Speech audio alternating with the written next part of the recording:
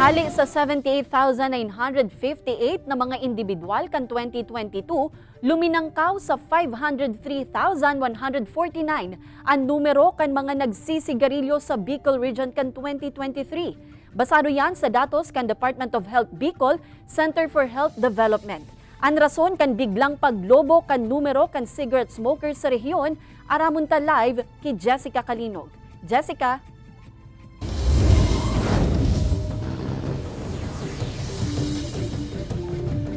Kate, sigon sa Occupational Safety and Health Program kan DOH Bicol Center for Health Development, dakulang kontribusyon sa biglang paglobo kan numero kan cigarette smokers sa rehiyon, itong ginibong Philippine Risk Assessment kan 2023. Kung sa inahiling, kung sa irisay itong mga nagsisigarilyo, siring man ang pagdakol kan mga nagagamit nin vape.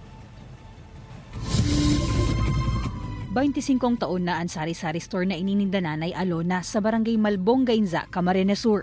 Sa nakalihis na 2 dekada, nari sa subuot nindaan padagos na pagdakol kan mga nagbabakal nin sigarilyo. Kasi ma'am, ngunyan po ma'am, sana observe ko lang.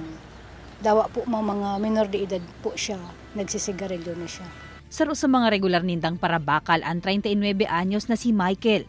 Nagpoon subuot siya na magsigarilyo kan 19 anyos pa sana. Huli naman sa impluensya kan mga barkada.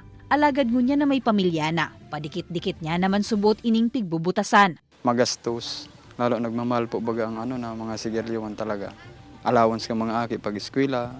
Si Jonel Man, 18 anyos kan magpuon magsigarilyo. Alagad ngunya na taon, naglipat na siya sa paggamit nin vape. Kasi naisip ko mapundo ako magsigarilyo kasi di ko tulos mapundo-pundo kaya nagbe-vape muna ako. Paano po gusto mo na sir magpundo? Ano na po, magastoson. Sa datos kan DOH Bicol Center for Health Development, hali sa labi 70,000 na mga nagsisigarilyo kan 2022.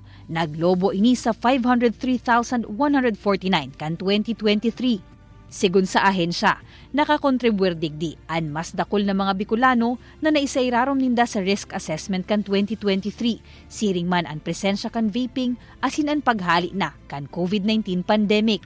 Smoking kills 100%. Kung ikaw ay chain smoker, you could have various diseases coming from the long-term smoking.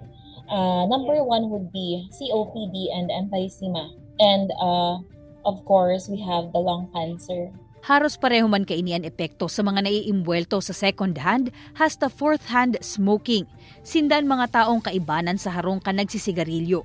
Nakakalanghap kan aso na nawalat kaini sa sarong lugar o kaya nakalanghap kan parong o residue na nagdukot sa bado o iba pang gamit kan nagsigarilyo.